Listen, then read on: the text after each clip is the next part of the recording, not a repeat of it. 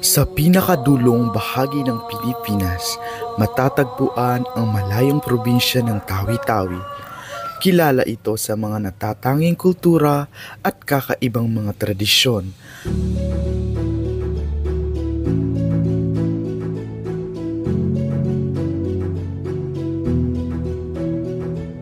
Ang pangunahing relihiyon na sinusunod ng mga tao dito ay Islam at mayroong iba't ibang tribo na masayang naninirahan sa lugar tulad ng mga Sama, Tausug at iba pa.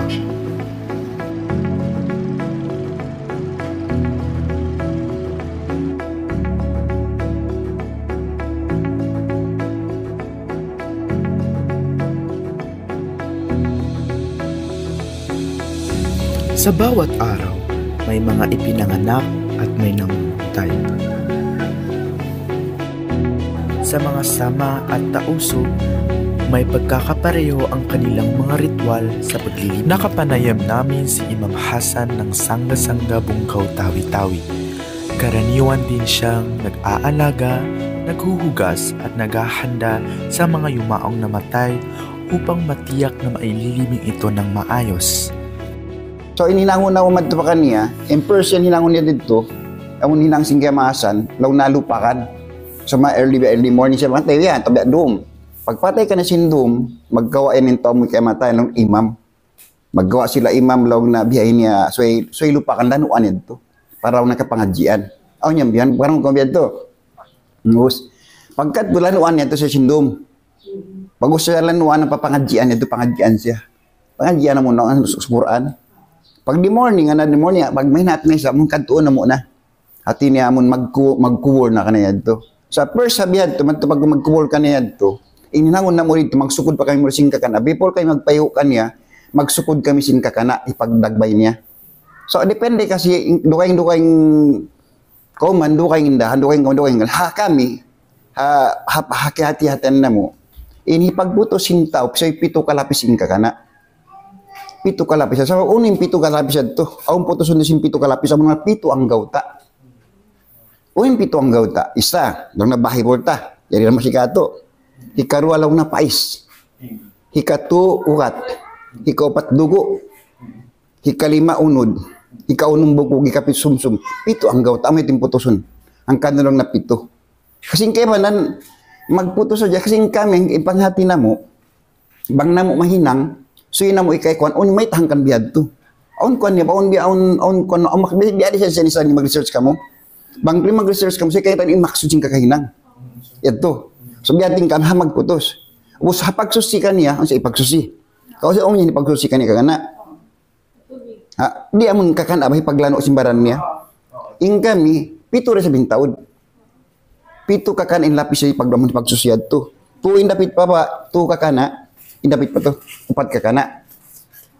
So indapit pataas at tulanuan, hakamo, kasi duwing dahan yan. Hakamo, inka kana, haupat pataas at to, upat siya. Ina baba to, bali pito resab. Inda no ang sindapit pa baba, isa, law na ihi. Ikadua, law na, najis, munintay. Ikatu, manikam. Amon din lanwa siya nagpapa. Samang bang magsusi siya nabit pa so ay rapid mun lang nata lima lawa. Kasi tempat kuan siya.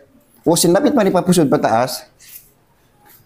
So ilang upat siling kakana, uni puton sinupat. Ay uni lang ang sinupat. Nung haram katinggalan, haram na tinggal, haram mo talak, upat sa pagkuan kanya. Hinipag susi kanya. Biya sa kanya. Duwing yan, di makuha ko yung manusia. Kaya ito hapagtipaya. So, sir, ano yung sir email ba yan? In connection, sir, sin sundok ha, patalit bang... Kasi in sundok, may nasundok, nung nasabot mo yung sundok, in sundok yan, hamok yan, pangilahan, sinisyon to miya tayo. Kasi bang mo yung sundok niya, di mo kaya tamang isyo siya. Di mo kaya tamang... Kasi first, sa mga kamaasan mo, nga maas nyo, apo nyo. Magtibaw ka mo singkubol niya. Bang may sundok niya, di no kilang isyo siya. So first din sundok, hamok ko damo lamok yung sundok ng pan niya. Law na mo na in, pangilahan mang isyo siya. Di an man jari way sundok, si on sundok. Sir, ano sir yung importance sir, si pag-upkill, kasundo? Na okay rin sabi to, kasi ito nga, kasi lang naman okay siya para di malawa, kasi on time, mga nasulat sa dyan, biakwan gabihan, malawa siya.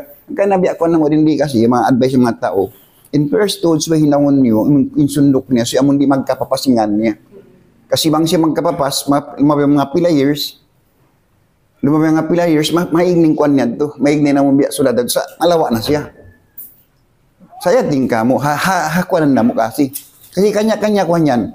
Kasi gay maluwag niyo, lakwan na mo na panon na mo. Bukon biya si baginang na mo. Kasi may taing kasing kayo ba nang biya magputustura ka kana.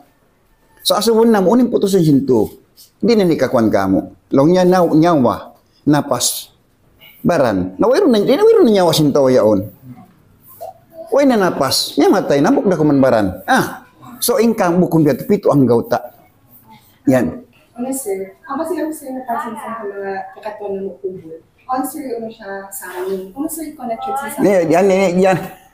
Yan na hindi ko kakuhanin sa amin. Yan na hindi ko amulong na sa amin kasi kanya-kanya paniniwala ba yung tao? Walang butangan sa amin, parang di na makuha ni mga tao. Yung kakanak ko di sir na taas. Amon na una, amon biya din dihakuan niya. Bukan sila, kubol siya, tapos on hataas. Ayan lang, kaya ba nang mga kaimasan, biya magpakuan ba siya, magpalago lang hinangan siya luhol. Diya sinyaw na, biya yung biya yellow yaon. Nangkan yung kuning, biya ning, kaya yung puti, yung hinang siya luhol biya. Biya, ginasan ko na kumamba, ginasan biya, alaw niya pag-adya na kuman. Kasi mga karon to din kita manusia, inbay biya ini, pachuma ini, di tani marama patay. In pinakamaling gatuod, ang kanasa sa mga bihaon, ang mga kausaran bihaon, di na magtibaw sing kubol. Di man jari. So ita pagtibaw ning kubol. Kaya ba nang musta biyon, ang kubol niya po unihamaan nila. Timutubo ninok, di tibaw, di lanuan. Ing kami di. So yung lanuan ning kubol, mga dapat ing kita manusia, pagpatay mo, so impaling ka tumutod kubol mo. Kasi, in pila-pila taon lumabay, in pagkita ka, kubol naman panginanang ka sinanak ka. Kaya kako, ya kanila mga anak ko. Baka kumitay na. So ay kubol ko yung palingkaton nila. Pagbubutangan ka ako para konsum ko ni sa apo, anak nila. Kaya nga tapasin ayaw na ako. Napagandi na ibutangan dyan ko, dahil mo lang namitay na. Di man jaribihad to. So ita palingkaton, mga dapat to, yung kubol yung palingkaton ta. Hinangan tamon, di mapapas, in konsum ko ni sa, kaya nga tan manghisiyo kita. Amon important mo kuanin, tamon sundok. Sir, sir, actually sir, nakakonfuse kami sir. Ano sir yung pagkadugain sir, si tampat, ibang kubol? Dua in tampat yan, bukod saan kubol in tampat? Ano yan siya? In tampat yan, bisang na tampat, bunggaw yaon, nabud yaon, bukod saan kubol? Inya, piyaghapitan na dyan si mga mahadumid to. Ang sabi, ang mga nagkaryad to. Bukod saan kubol, sundok ka dyan, kuwan dyan sound, timpor pa dyan sound nila. Uy, saan kubol na tas ninbud. Inya, piyaghiduan nila.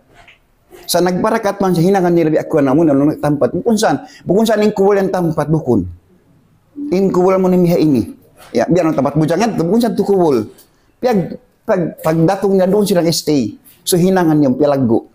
Pagkat nila patasin bud, hanggaw doon sila naghindo. Amo na hinangan na, bukod saan kubol. Uy, sila miha tayo mga mahadumay rin. Yan, duwa yung tampat to, yung kubol. Yung kubol mo na yung kubol ng kato. Yung tampat amon mga barakatan na ito, piyaghiduan nila. Sir, so, bilang sir, ano ba yan, imam sir? Sir, parang, pag kinang mo imam sir, kung yan, parang gilot lang kanya? Di, kasi kami, nag-imam kami, nag-learn hatawar, amon nang nangita-ngita hintabukon.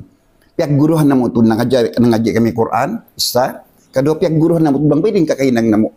Kasi bang kau mag-imam, mangita-ngita lang ko sinang sintaw, ang pag maghinang biyan, duwaya tukan niya. Wayro unong-uni di mo kayatan. So basta mo piyagguruhan ng kakahinang mo, di ikaw yung magduwa-ruwa. So, di asing ka mo nag-school ka mo. Bago niyo piyag-school niya, ingat niyo, di ikaw magduwa-ruwa ka mo. So, amangin pag-school niyo yung piyarayaw, at rin nyo kayo ni-schoolan niyo, bagka mo naglahinang, magduwa-ruwa. Kasi rin nagkanta ni-schoolan niyo, baka kami, nagguro ka mo si pag-imam na mo. Bukon niyo lang nag-imam na mo sabi, nangit, biha, hindi, bukon kang piyagguruhan ng pagbulang pwedeng paghinang na mo.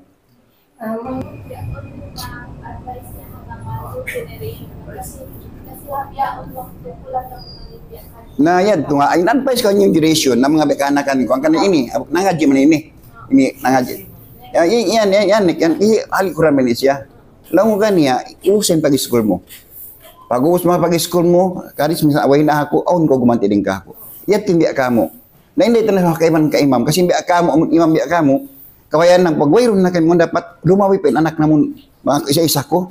May mga 2 pa sila may ingat. At dinapaghan yung duration na, basta hindi din mga anak nyo. Kasi hindi man dyan mawala yung biya ka mo, kaluriman siya. Pumunta kami sa Lakit-Lakit upang bisitahin ang mga libingan doon at napansin namin may mga sundok or lapida na may mga disenyo na inukit sa bato. Pabilakaw panginda namun sin sundok usog iwan babae, in sundok babae aun indan niya hatas gigudlisan, aun gudlis niya. In usog lanwas daway roon, tibulong ka siya. Dapat siya pinagtugayo. Na artinya duwing indahan biyaon. Artinya aun ustad, aun tablig na kanya-kanya indahan. At malainkan pag last minute yan to, kamaasan din balikon ta. Ngayon, pupunta tayo sa bahay ng imam kung saan naghahawak siya ng mga patay.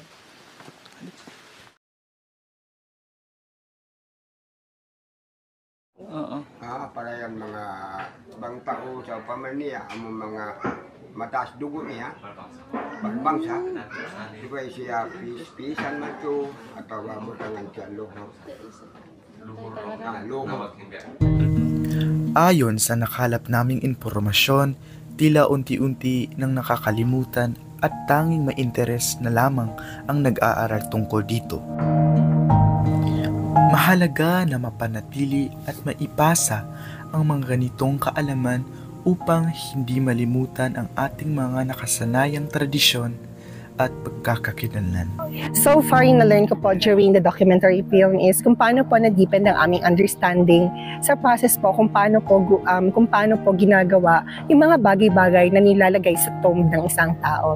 Although yung topic namin is parang kung nag-exist na ba yung carving sa tomb ng tao during the pre-colonial. But according sa aming mga na-interview, may mga iba't iba silang perspective at mas doon na-challenge kami sa part na yon dahil kailangan namin humingi ng kailangan namin ng iba't ibang perspective sa bawat tao. So far, worth it naman dahil nakuha din namin kung ano yung dapat namin kunin na information. Yung mga members namin, lahat kami.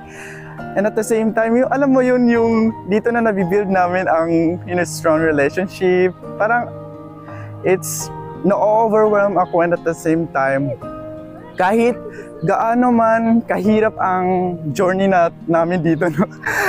Sobrang For saya. me, yung na-learn ko during documentation is nagkaroon kami ng more knowledge and tungkol sa mga mayat or mga patay. And nagkaroon kami ng more idea kung paano yung pamamaraan ng mga imam sa pag-handle ng mga patay. Parang nagkaroon kami na hindi pala porket na yung imam is parang imam sila na pero iba-iba yung pamamaraan nila kung paano nila i-handle yung mga mayat. So far yung na-learn ko about sa documentary film namin, it was challenging sa amin. Like marami kami pinagdaanan, like nagpunta kami, katulad sinabi ng co-member ko si Julaida, nagpunta kami sa iba't ibang barangay, tapos yung mainit na araw.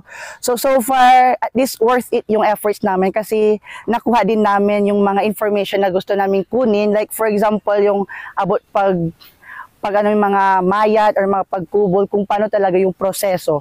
So yan lang po. Dito guys, sa aming documentary is all about the process of paggawa ng sung. Kasi lahat po tayo ng Muslim pero kanya-kanyang po ng mga paggawa.